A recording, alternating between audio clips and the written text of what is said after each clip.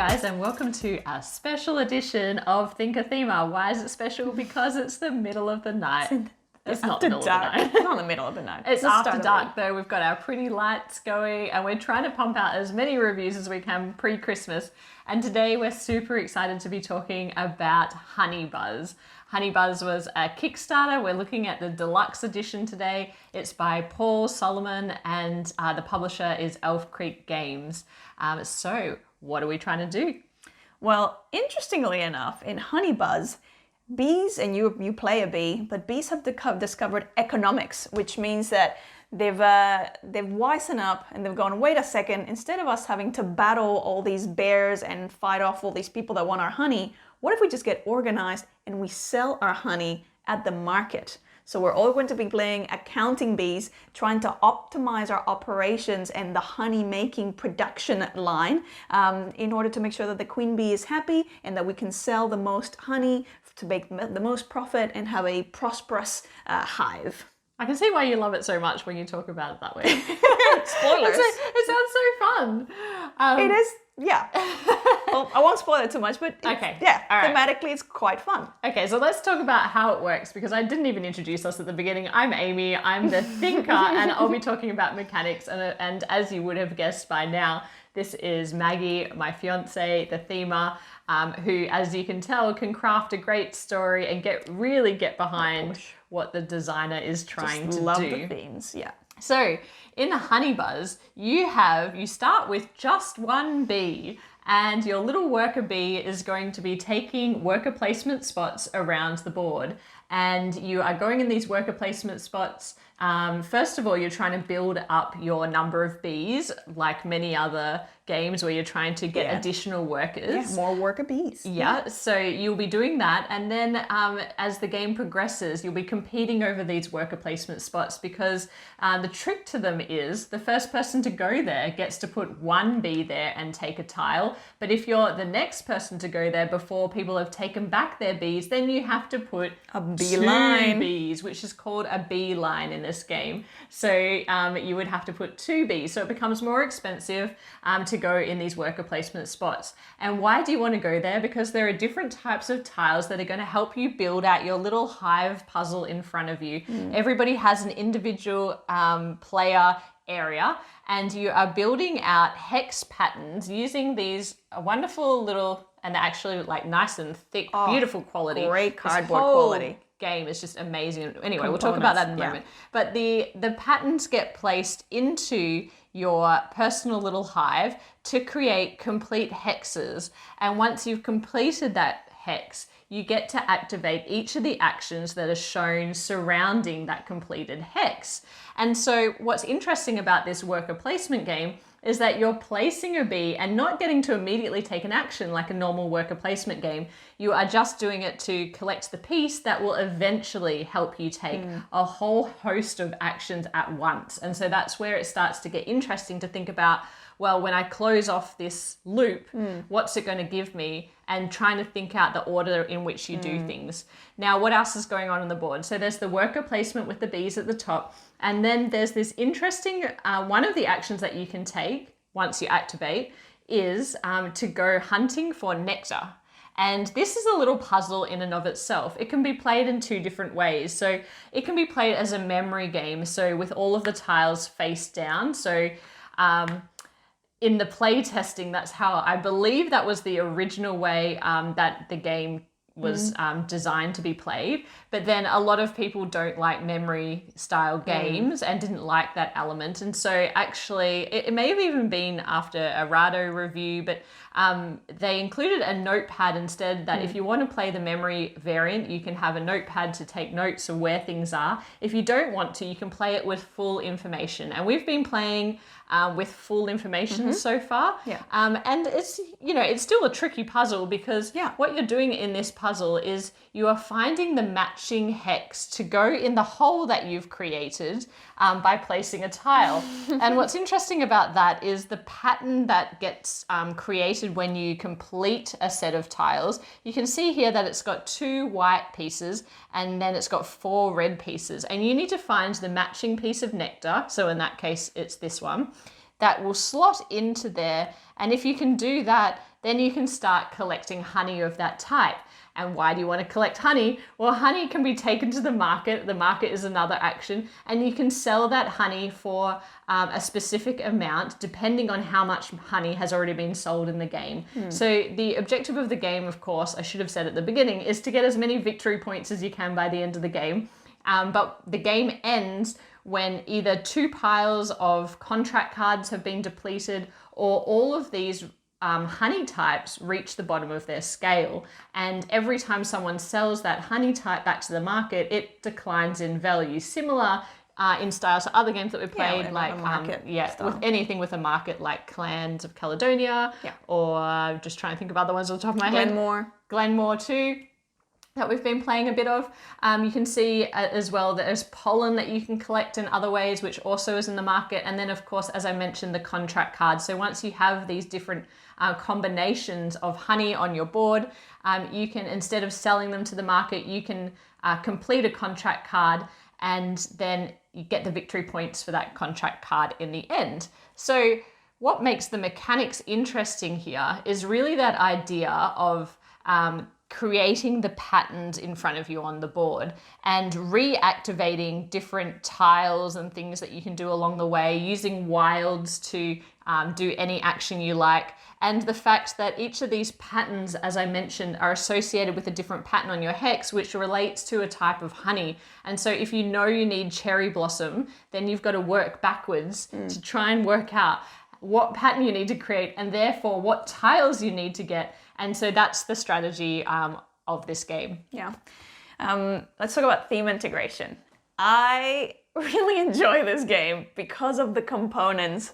Like, there's just so many of the elements that just bring me right into this world.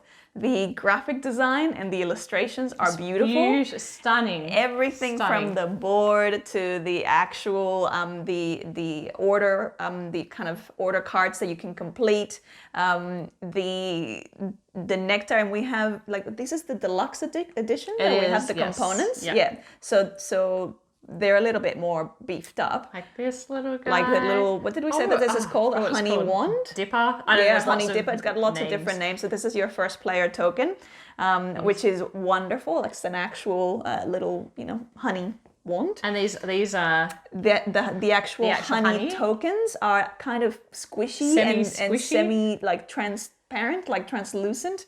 And the little pollen tokens are a little backpack because as a bee, you're carrying the pollen. Oh, it's super cute. Super cute. So that is just adorable and fun to play with.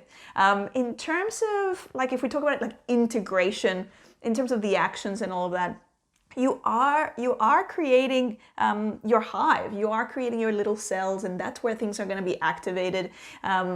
I think it's a pretty decent little integration. There was one point where we played 4-player, and one of our friends on the table was doing this. I don't know what I'm gonna get, and it was literally like a bee foraging. Yeah, that's why you cracked up laughing. I cracked up laughing because it's one of those like ultimate thematic moments in a game. It was like, you're doing exactly what a bee would be doing, trying to decide, do I go there or do I? So that was another wild Saturday night at the ThinkerThemer household. Yeah, so wild. So yeah, I think I absolutely love the theme integration in this one. Now, what's the experience of playing this game? I actually really, really enjoy it. It took me, like, I didn't actually get the puzzle, like, until Amy pointed it. It took you a while to get the puzzle. I was like, how do I get these combinations of the colors around the cells? So it took me about a game and a half to figure that out. Once I knew what was happening, it's like, oh, okay, that's good. And you do have a very handy guide card or very action useful card. Player aid. Player aid, exactly. I love also like some of the bees, the actual components. One of them is furry, so it's like an actual furry bee. It's just too much. And as Amy said, like the components, any cardboard elements are really high quality. Yeah.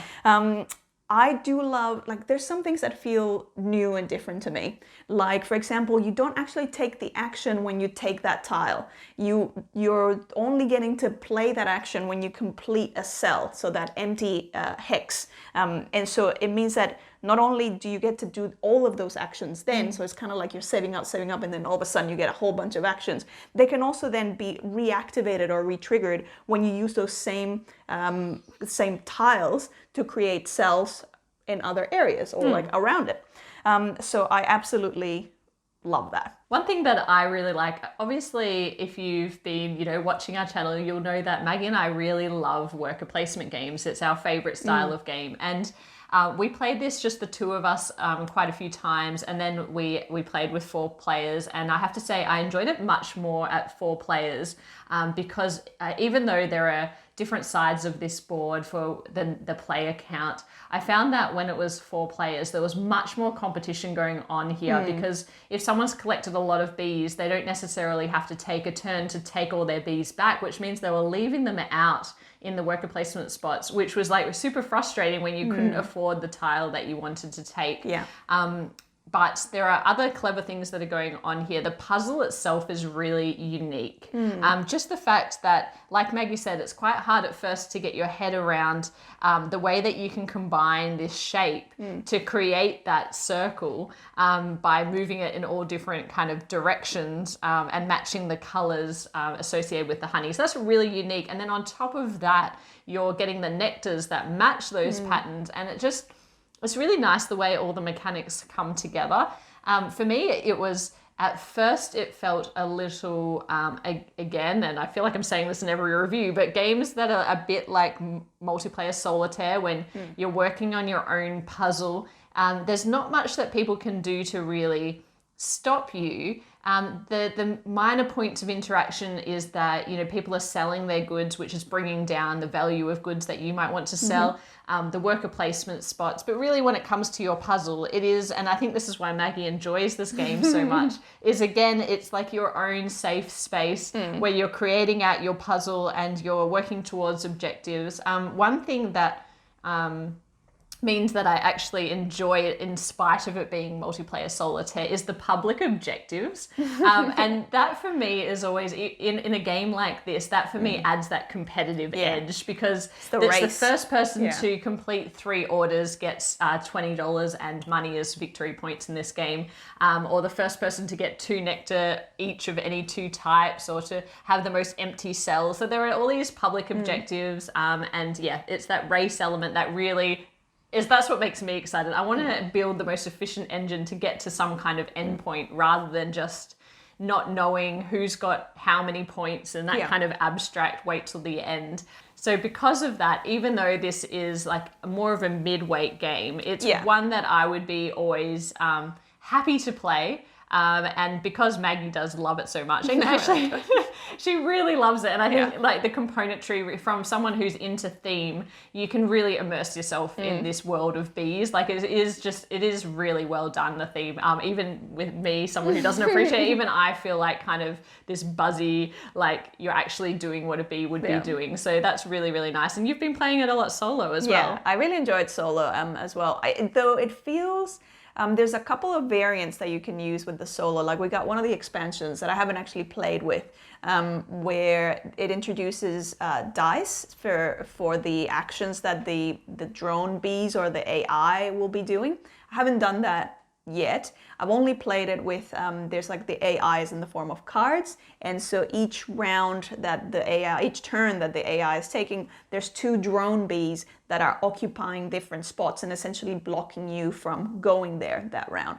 But then the other thing that's happening each time the AI takes a turn is it's usually taking, either stealing one of these nectars or bringing down the cost of one of the honeys. Which means like at the end of the game gets triggered, or taking away one of the order cards, and that's going to fairly quickly speed up the end of the game, because the game ends when 4 of these components are down, or when, as Amy said, as like 2 of the piles are depleted. Oh yeah, I kind of started talking about that and then I didn't complete my sentence. It's all good. That's how the game ends. But I was going to say that actually Maggie said that the solo is quite difficult, because I feel like based on what you've just explained, that the drone bees are actually more efficient than a competing player because they're actually removing something or doing something every turn, whereas they work way faster. Yeah, that's right. Whereas a normal player might not do that every round, or might need to take their bees back, which takes a whole action or round. Yeah. So highly, like, I really enjoy it. Obviously, it's a solo experience. It's similar but different. I don't know how to, in terms of, like, you're still doing the same things. You're still looking for that efficiency puzzle. Obviously, it's a solo game. There's no downtime because you're taking all the action. So, you know, that can be quite fun. I still do enjoy particularly playing with other people that you don't know what people are gonna do, or if they're gonna take something. Unpredictable. It's as you said though, it's rare that someone will completely mess up your game by taking something. Yeah, it's a very pleasant game. I would say there was no point where it felt like super tense, or maybe towards the point where you're racing for the public objectives, or you're just towards the end where you're trying to get that last contract card and that kind of thing. There is a little bit of lean in, a little bit of like anxiousness towards the end, but generally speaking, this would be a really nice game. It's kind of like Gateway Plus to me. Yes. It's like not for newbies. No. It's actually far crunchier than the artwork would suggest. Yeah. It reminds me a bit of like that Calico kind of level where it's like, it looks very inviting, but actually if you're a gamer, there's a lot more to explore. Yes. Like a really difficult puzzle to solve. And so I think for that reason, it's good to get combined groups together. Like this will absolutely stay in our collection. Yes. And also just the component quality, the table presence. It's a delight. It's beautiful. It's an absolute delight. Yeah, it is a real delight. And it's one that is like crunchy enough and interesting to teach people who are kind of into games, or, you know, smart enough to get into puzzles, and maybe aren't quite gamers. Or into bees. If you're into bees, you're going to love this game. Or if you're into bees. Or into honey. Yeah. Any of these components will bring people to the yard. Absolutely. So that's our review of Honeybuzz. If you liked this review, please let us know by doing all of the things, all of the YouTube things. Hit like, hit subscribe, hit notify, say something in the comments, say anything in the comments. Tell us what you think of this game. Are you going to get it? Did you back it? Tell us, what are your thoughts? Yeah. We love interacting with you. Our channel is only, I think maybe 2 or 3 months old, and we have just been overwhelmed with the amount of support. So thank you, everybody. Obviously, we wouldn't keep doing this without you, so we really appreciate it. And we'll be back soon with more reviews, hopefully before Christmas. Yes. Bye for now. Bye.